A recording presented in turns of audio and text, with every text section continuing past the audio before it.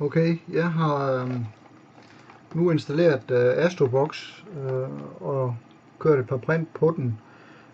Og så tænkte jeg egentlig, nu var der så mange ting at komme om med hensyn til, hvad man skal vælge, Astrobox eller Octoprint på en Raspberry Pi.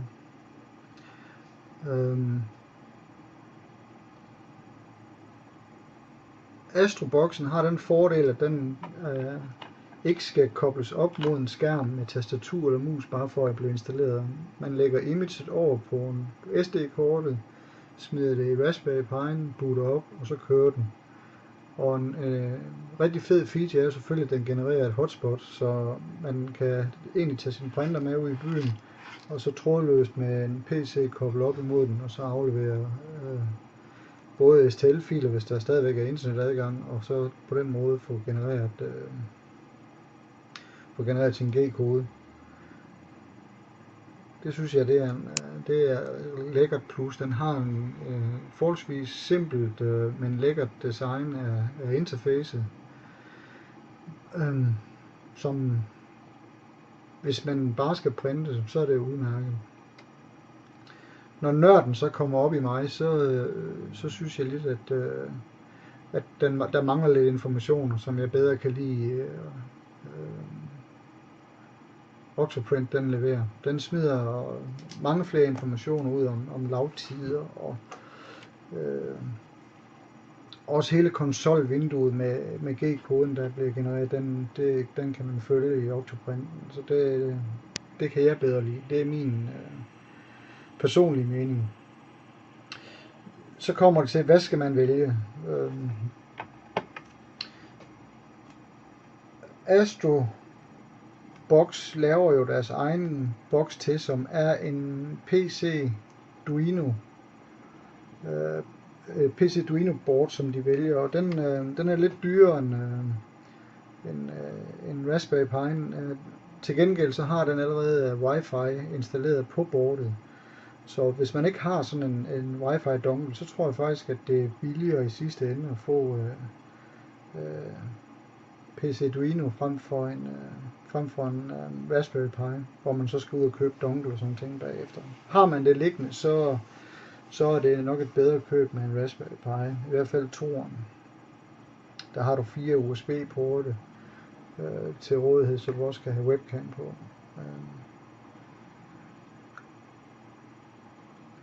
Når alt kommer til alt, så tror jeg nok, at jeg vælger at afvikle eller afinstallere Astroprint igen, simpelthen fordi at jeg mangler nogle informationer, som jeg ikke får, eller som jeg får på min Raspberry Pi. Så det er egentlig argumentet for at sige, at den fungerer fint, hvis man ikke har brug for alle de der info, som jeg godt kan lide. Har et super lækkert interface, lækkert design, ingen tvivl om det. Får man en free account ved Astrobox, jamen, så er der slicer ude i skyen, så eneste ulempe jeg kan se lige umiddelbart, det er, at du skal indstille alle parametre ligesom i slicer. De bliver ikke gemt, ikke sådan, i hvert fald som jeg har prøvet det. Så man skal hele vejen rundt for at få alle de der parametre ind, så man kan ikke have en profil, hvor de ligger i hvert fald ikke i den gratis version.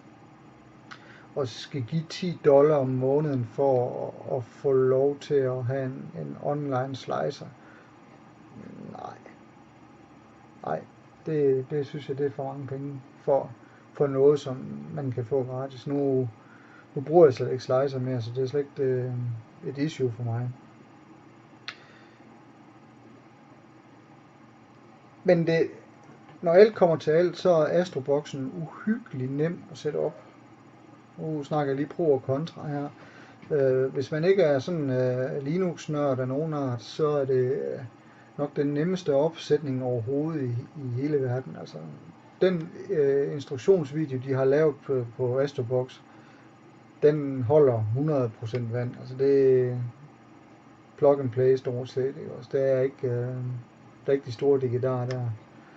Hvorimod Raspberry Pi, der er det jo et Linux styresystem, du installerer først, og så kommer Octoprinten bagefter. Men jeg synes så også, at styrken er meget bedre. Det jeg savner i Octoprinten, det er, at den har den mulighed for at lave hotspotten. Det skal man ind og lave bagefter, og det vil sige, så er det inde med en hyperterminal, og så tweake hele styresystemet for at få den her hotspot-funktion ud af Octoprinten. Men det skal selvfølgelig også prøves. Men valget er dit. Der er mange muligheder. Jeg har prøvet det, og jeg synes ikke, det er dårligt. Bestemt ikke. Der er bare noget, jeg bedre kan lide.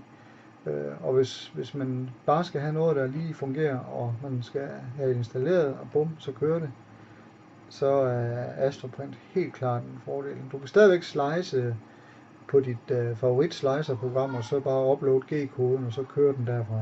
Men